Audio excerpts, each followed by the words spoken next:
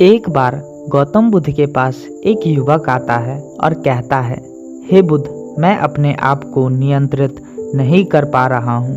मेरा मस्तिष्क बुरी बातों को याद करता है और सोचता है।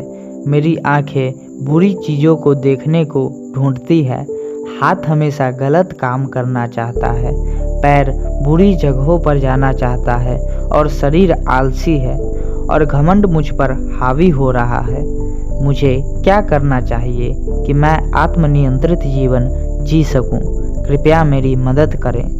बुद्ध ने उस युवक से कहा, अगर मैं तुम्हें एक कार्य दूं तो क्या तुम उसे करोगे? उस युवक ने उत्तर दिया, हाँ, कृपया करके मुझे बताएं कि मुझे क्या करना है। तब बुद्ध ने कहा, उस पहाड़ पर चढ़ो और उस पहाड़ की चोटी पर तुम्हें मेरा एक शिष्य ध्यान करते हुए मिलेगा। उसे तुम अपनी सारी समस्याएं बता देना, वह तुम्हारी मदद करेगा। वह आदमी पहाड़ पर चढ़ गया और पहाड़ की चोटी पर उसे वह शिष्य ध्यान करते हुए मिल गया। तब उसने उस शिष्य से पूछा, आप यहाँ इस सुनसान जगह पर क्या कर रहे हैं? तब शिष्य ने उत्तर दिया, मुझे बहुत से काम करने हैं। तब उस युवक ने पूछा, आपको इतना काम कैसे हो सकता है? यहाँ पर तो मुझे कुछ नहीं दिख रहा। तब शिष्य ने जवाब दिया, मुझे 2 बाज और 2 चील को नियंत्रित करना है, 2 खरगोश को समझाना है, 1 सांप को अनुशासित करना है, 1 गधे को प्रेरित करना है और 1 शेर को शांत करना है। तब उस युवक ने कहा, वे कहाँ हैं? मुझे तो यहाँ कुछ नहीं दिखाई दे रहा। तब शिष्य ने उत्तर दिया, वे सब मेरे भीतर हैं। बाज वे सब कुछ देखता है जो मेरे सामने होता है, अच्छा या बुरा। मुझे उस पर काम करना है ताकि वह सिर्फ अच्छाई देख सके।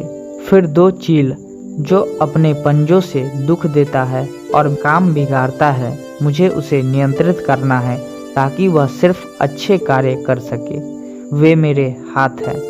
फिर खरगोश जो जहाँ मन वहाँ चला जाता है लेकिन कठिन परिस्थितियों में नहीं पड़ना चाहता, वे मेरे पैर हैं। मुझे उसे समझाना है कि हर परिस्थिति में उसे शांत रहना है।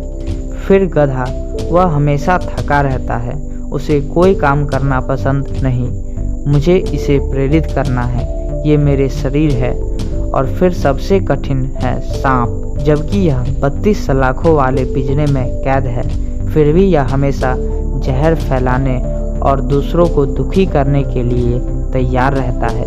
मुझे इसे अनुशासित करना है, यह मेरा जीव है। मेरे पास एक शेर भी है जिसे लगता है कि वह राजा है, मुझे इसे शांत करना है और यह मेरा घमंड है। तो अब तुम देख रहे हो कि मेरे पास बहुत से काम हैं जिसे मैं ध्यान के द्वारा पूरा करने की कोशिश कर रहा हूँ। हम सभी के साथ ऐसा ही है, सभी को खुद पर काम करना भी बाकी है। तब उस युवक ने कहा, मैं आपके पास अपनी समस्या लेकर आया था, पर आपने मेरी समस्या सुने बिना ही सुलझा दी। मैं आपका बहुत बहुत धन्यवाद करता हूँ। लेकिन मुझे एक बात समझ में नहीं आई कि बुद्ध ने मुझे आपके पास क्यों भेजा। वे भी मेरी समस्या सुलझा सकते थे, तो वे मुझे यहाँ पहाड़ पर चढ़ने के लिए क्यों भेजा? तब शिष्य ने उत्तर दिया, मित्र, शरीर और मस्तिष्क को नियंत्रित करना आसान काम नहीं है। यह पहाड़ चढ़ने जितना कठिन है। तुम्हें बहुत मेहनत करना होगा, अपने आप को अनुशासित बनाना होगा और ध्यान करना होगा। इसलिए बुद्ध ने तुम्हें पहाड़ पे चढ़ने के लिए भेजा।